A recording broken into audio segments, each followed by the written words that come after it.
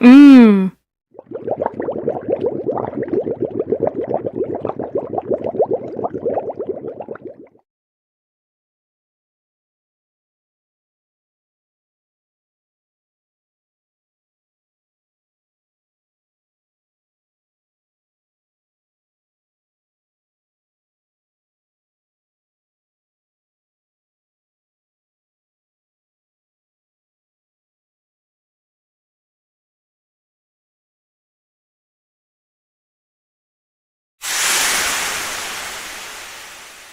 Hi, and welcome back to Hot Off the Press, the show about new releases and the authors that bring them to you. I'm your host, Jim Nettles, and tonight we are stacked up with a lot of new releases.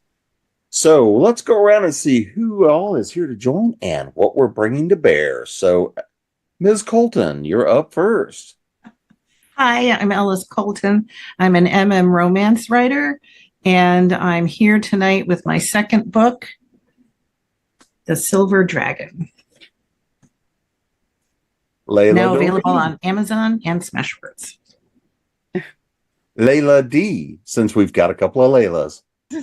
Hi, I'm Layla Dorine. I write LGBTQ fiction and romance, rocker boys, biker boys, shapeshifters, all the things. But tonight, I'm here to talk to you about the Pride Cruise series. And if you can see, maybe, possibly, Seafoam and Saltwater Taffy, it is still in pre-order because I am towards the end of the month, but the first two books of the series have already released.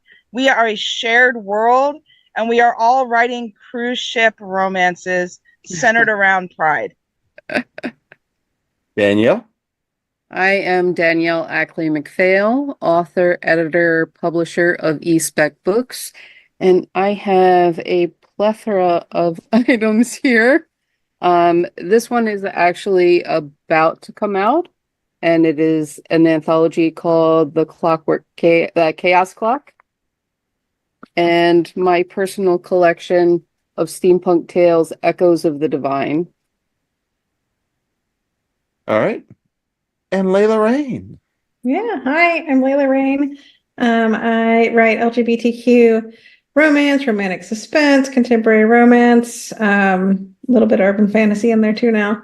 I'm here today to talk about Best Play, which I'm also still in the pre-order window. The rest, it's coming later, and the books are a little late getting to me. But that is going to be book 4, the last and final in my Perfect Play series. So, Ellis, we will start with you on this one. Let's kind of start into that big world building. What's the world look like? The world in The Silver Dragon is the world of martial arts. I had to let down everybody right away that it was not about dragons. Dragon shifters, no dragons in it. The Silver Dragon is a karate dojo that serves as a backdrop for the story for my two main characters, Teo and Lucas, starting back when they are both in school. Lucas is in high school, Teo's junior high. Teo's introduced to karate and signs up at the dojo and is intrigued by this older boy, but then he moves away and nothing comes of it. However, now we're 6 years later, Teo comes back and decides to take karate again, and his sensei is the handsome older boy that he crushed on way back when. So karate is really it's very dynamic, it's exciting, and I really enjoyed working with the dojo and the karate world to bring out the story that I wanted to tell. Layla Dorine. So what kind of world are we falling into on the world of cruise ship romance? So most of my book is set on the cruise, and it is a kink cruise. So it is a little bit of everything going on the high seas. And my characters start off in an established relationship. It's fairly new. They've only been together about 4 months. And, the one of the characters, Duncan, he just decides that they all need to get away. He's a professor, so he's out for summer. The other two are kind of, one has so many vacation hours, he needs to use them. The other one works for family, so he's usually filling in for other people. So he's got plenty of vacation time too. And it is a Daddy Little Pets book, which is just become, if I'm not writing Daddies and Littles now, I'm writing Daddy Little's Pets, and I love the dynamic there. So you get one of each on this cruise. And because it's a kink cruise, the whole thing, like their first day on the ship, is a naughty scavenger hunt. And not only do they get to keep all the cool naughty things that they find, but if they fill the sheet and find all the items, they take it in and get a giant basket, which is also theirs to keep, that they get to have fun with on the ship, in their downtime. And I mean, they've got Little's Bingo lined up. They've had a fashion show, which is all like pup gear and everything, where it's actually the designers are on the cruise ship, and they've got a bazaar where they can buy some of the gear at a later time. And one of the scavenger hunt items that's getting ready to play into one of the scenes that I'm about to write is a giant purple penis lollipop. I'm going to have fun with that one. All right, so Danielle, you got to top that. And now for something completely different. I am the only one not writing romance at the moment here. The Chaos Clock. I like challenges. This is actually an anthology. And so we wanted to mash up cosmic horror and steampunk. Both the same era. So this is basically if H.P. Lovecraft and H.G. Wells had a baby while listening to heavy metal. Oh, nice. Nice. So all the stories had to be both cosmic horror and steampunk, and there had to be some kind of clock element, but it didn't have to be a traditional clock. In fact, we encouraged people to kind of branch out and be creative so that you didn't have just the same thing over and over and over again. And it's kind of creepy what some of the people came up with. Is there a favorite story? Well, if I'm not being modest, it's me. It's really hard to choose in this one because there are so many amazing authors and they really stepped up to the challenge. Every story kind of speaks to me in a different way, but I'm always a fan of stories by James Chambers. And he wrote a story in here in his Machination Sundries universe, which is really cool. And Jeffrey Lyman is just a phenomenal author. And his stories always take you on a bizarre trip that you can never see coming. And he really steps up to the plate on this one. You want to tell us a little bit about one of those? So, Jeff, he builds these intricate second world stories where he has to really build a complete universe. And it takes place in a city that's as complex as New York, but you move by series of airships that run on tethers up and down the city. But just like with The Fifth Element, it's multi-dimensional, and there are blocks of buildings that are kind of like the episode of Doctor Who with Sylvester McCoy with the cans. So you get unique areas and different dangers with each one. And the main character is a thief, and he has to go and steal something from a necromancer. And the thieves never go to the complex that is run by the necromancers, and he gets caught and sent into a realm to retrieve something for them so that he can be freed. And discovers the most bizarre and head trippy aspect of his world that I can't tell you because then it will just ruin the whole thing. But it's the complexity and the detail and the intricacy that he weaves it all together. It's just, he's amazing. And I wish he had more out there. I'm lucky if I can get him to write a short story here or there, but he has so many novels that just need to be out in the world. And we're still working on that. Layla Reyne, Miss Reyne. Yeah. So this is Marsh and Levi. These are the prior books in the series. It was a marriage of convenience between two FBI agents. And Best Play, we are a year later from King Hunt, and Levi was a single dad when this hacker cowboy kind of blew into his life for this case to catch a common enemy, and that's the original trilogy. But now we are sometime later, like I said, a year later. They had promised their son that they were going to have a Christmas wedding, and life happened, and now we're in the end of June, and so they promised him a Christmas in July wedding. But then a friend's house gets broken into, and then it turns out it's a murder house, and they've got to solve this little lighter of mystery, right? While still trying to get to the altar on time because they promised David that they were going to get married at Christmas and they're going to do it. So it's fun. It's a series epilogue novella. It's in San Diego in the summer. It actually starts in San Francisco at Pride in San Francisco where they're having their bachelor party. And then comes down to where they live in San Diego. And so you get to see a lot of the characters that are in the world. And them, and just sort of all work together to solve this case and to get them to the altar on time. For real this time. For real this time.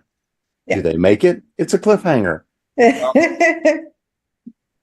But I know where they.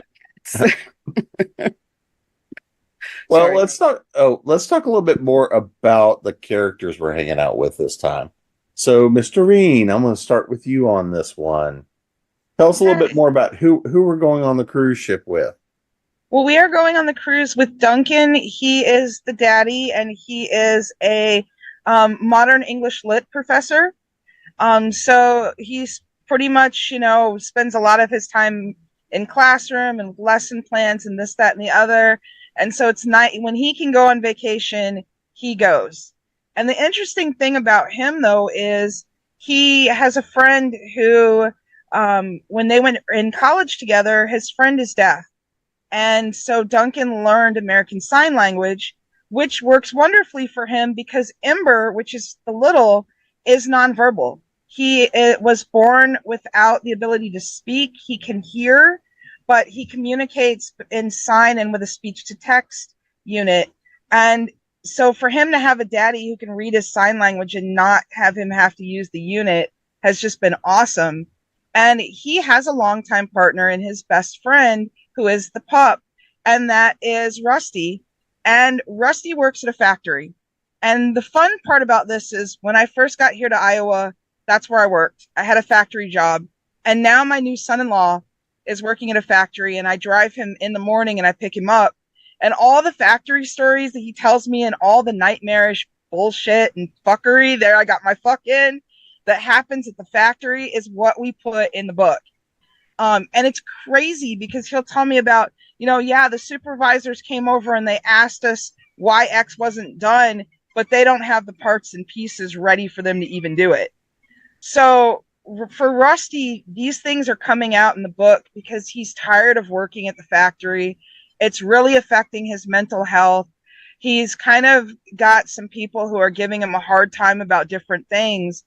But he's got two people in his life who are going to help him during this cruise, not just unwind, but figure out his next step. And while I'm not going to spoil it, I will tell you it has a little bit to do with those fashion designers and that pup gear that they're going to see in that show. So, Danielle, I know you've got another offering coming up as well. So, Echoes of the Divine is a collection of my steampunk short stories. It's a reprint collection, but I had a lot of fun. There are a couple of new stories in here that I've been wanting to write for a really long time, and being a wearer of multiple hats, my stuff gets put to the side often. And I actually completed one of them for here. And it's called Echoes of the Divine, which is the title of the collection as well. And many years back, 2012 or 13, Dorian Spaller was a steampunk event held in Philadelphia like once a month. And I happen to know the people that run it, so I would be there often. And I got a chance to hear the Divine Hand Ensemble and got hit with the idea of a young prodigy who all of a sudden could not play his instruments and regaining his music because he discovers the theremin where he doesn't have to actually touch the instrument. And the story turned itself on its ear and decided not to go in the direction that I wanted it to go in. But it was a lot of fun researching the instrument and incorporating it into actually an existing universe of mine. I have a novel called Baba Ali and the Clockwork Jinn, which is a steampunk retelling of Ali Baba and the 40 Thieves. And several of the characters from that universe are actually in this book. And that story is a couple of my secondary characters that I got to take out and play with again. Sounds like fun. Yeah, and I still on my goal to learn to play a theremin. I accidentally built one time, but that's neither here nor there. Miss Reyne, who are we hanging out with in this one? Yeah, so like I said, this is Marsh and Levi again, who we're hanging out with them as they try to solve this case. Also with them are Aiden and Jamie from the Irish and Whiskey series. They were headed down anyways for the wedding, and so they tagged along. And also because the person's house who got broken into is a former basketball player. Jamie is a coach now, and so one of his former players, and that's kind of how it all gets tied together. And it was fun to bring that player back too. We had met him in Cast Strength a long time ago. So it's fun to see him, connect him with someone that you didn't know he was necessarily connected with, and just kind of play with a bunch of the characters in the Whiskey verse and start to lay some. This is kind of this book and the one coming out in August, Angel Share, are kind of putting a bow on this first, arch, so to speak, of this whole universe. So it was really fun to start to lay the eggs for where things go next. And so there's a little bit of that going on too. So Ellis, so tell us a little bit more about who we're getting to hang out with in this one. So our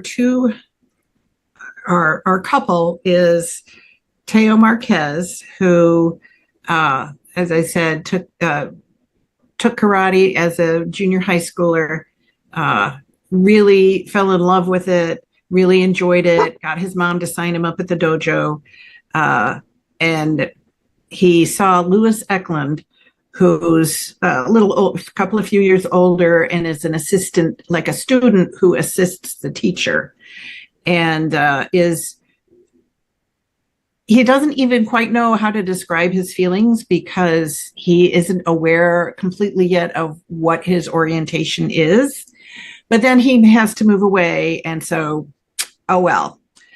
But as a college student, he transfers back to that town and finds out that particular student, Louis Eklund, has now taken over the dojo. And so he decides to go back and take classes. He did really enjoy karate, but he wouldn't mind checking out Lucas as an adult and seeing, if his fantasy dream image of Lucas matches the original. Well, of course, he's immediately enamored, like one is. And they do start dating. However, Lucas is very, very, very firmly in the closet, and he tells Teo from the get-go, I am not out, I am not coming out, and that's just how it's going to be. So there's they have to wrestle with that, because Teo, in the first flush of love, says, oh, okay, that's fine. Well, it isn't always fine. And things happen and hurdles must be overcome. But all of the setting of karate classes, they get ready for a tournament, and they have the tournament. And so the karate is definitely, I would never have said I would write a sports romance. However, this one totally worked out for me to write. So. And now you're going to be a dojo master. Now what? I said, now you're going to have to wind up taking over becoming a dojo master. So, one of the favorite parts of going through and writing and creating and everything else is getting into the research, diving into stuff, the little rabbit holes we trip over, fall into, sometimes you just bruise a knee, sometimes you wind up, who knows where all the way down the looking glass. So Danielle, and I know you've got some other projects you've been working on. What's something as of late that you just went and said, I have no idea, but you tripped over something fun, interesting, fell down some cool rabbit hole, learned something? What was something for you that was kind of fun? We've been doing a cryptid series, actually, for Cryptid Crate. Cryptids, for those that don't know, like Bigfoot, the Jersey Devil, stuff like that. And they specifically said that they wanted obscure cryptids that most people don't know about, because they can find content on everything else. And so I put together a concept, and they liked it. And so we've been doing it for a little while. And we have different authors that are actually writing the cryptids. This is one that just released. It's called Hidden Fury. By Bjorn Hassler. But the cool things about those is that the authors write the story, but in the back there is an encyclopedia entry about each cryptid. And for consistency, I write those. And I will go through and search that cryptid, and it could take me hours to pull out all the different sources I can find so that I can do like a well-rounded job. So I will pull things from all different articles and make it cohesive. And it's been fun, but there have definitely been rabbit holes. So what's the cryptid of the month? So this one is Goat Man. I'm going to try to be able to actually show it to you properly. Oh. Close. There you go. So it's really cool. Is our design concept for this was to make it look like an actual, Victorian encyclopedia. And we have an artist who is into the darker art, meaning like monsters and zombies and stuff like that. So he creates these amazing detailed creature images, but makes them look like old time art with like the shading and the lines and all of that. And so we actually use that on the cover as well as inside the book with the encyclopedia entry. So Goat Man is from the Maryland, Frederick County area. And his shtick is that it's like a curse. And they build up so much repressed rage that they turn into this goat creature and take vengeance on whoever it is that pushes their button. And I'm not gonna, I don't want to give away what this one is about, so I won't tell you what the, you know, problem is with this one. But it was a lot of fun. Miss Reyne, what sort of rabbit holes have you been tripping down? This one, it was funny because it actually started from a writer friend who sent me an article about a murder house and said, "This is for you, right? This is your story. This is not mine." And so that was the nugget of the idea. And so there's a little bit of what happened in that case. But honestly, the thing that was the biggest rabbit hole with this was figuring out the dates of everything that had happened in the series and when previously, and the series before that, and the series before that, right? Because this was kind of where everyone starts to enter the picture again. It's like, wait a minute, how old are they supposed to be? And the fact that we were a year off, like technically this book is set in 2023. And because it's 2024, and typically my books are in the year, but life happened and I'm a year behind. And so just trying to remember what year it was and how old people were, and then having to end up eventually doing the whole calendar all the way back to 2016. So I knew what I was doing. That was my rabbit hole for this one. And it helps because going into the book that comes out in August, I needed it too. But yeah, that was a bit of a rabbit hole of my own making, admittedly. Nothing says love from friends like, this is a murder house. This is definitely you. Yeah. Ellis, what rabbit hole did you trip down learning about dojos or something else in this one?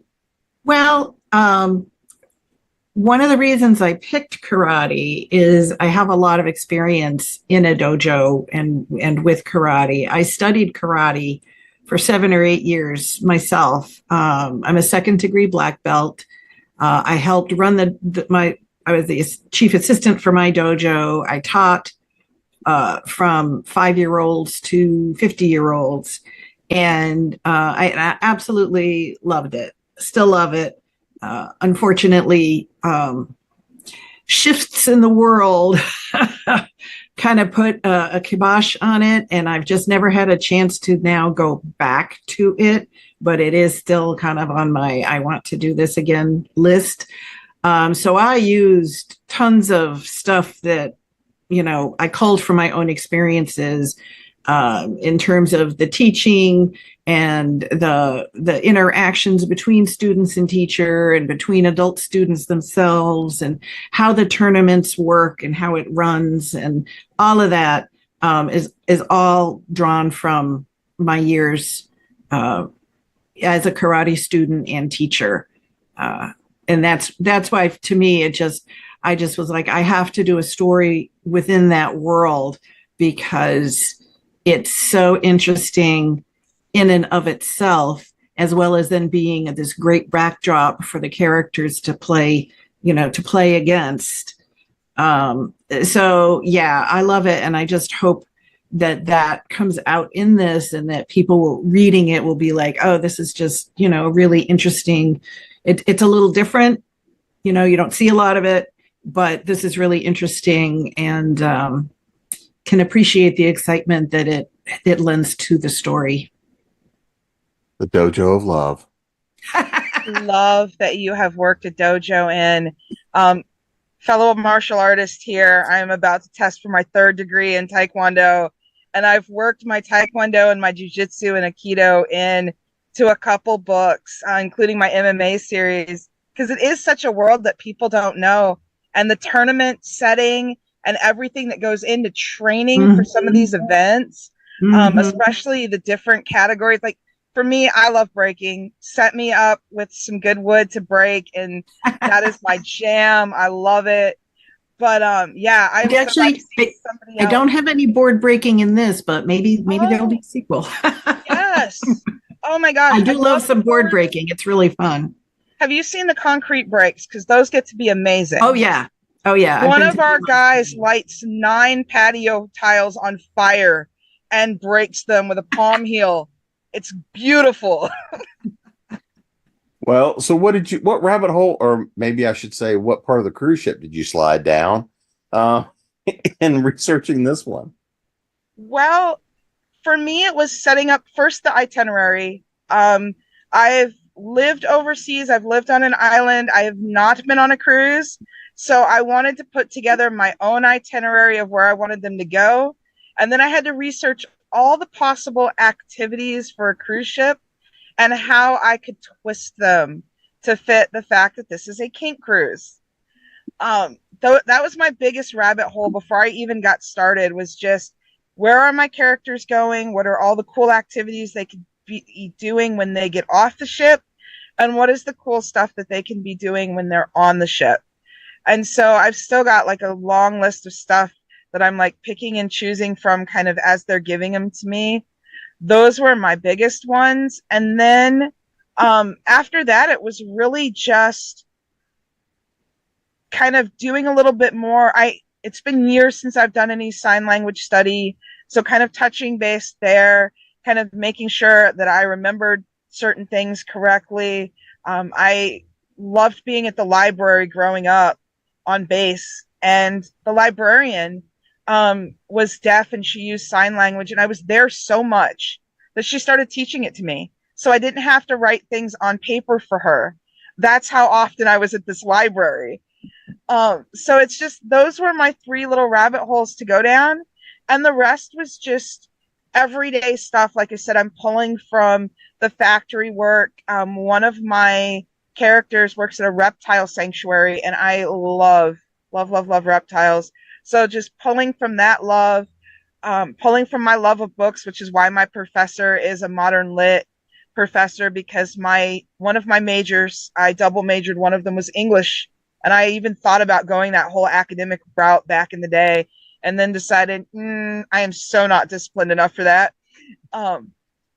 So yeah, that was it. Just brainstorming and being like, okay, I have 45,000 words.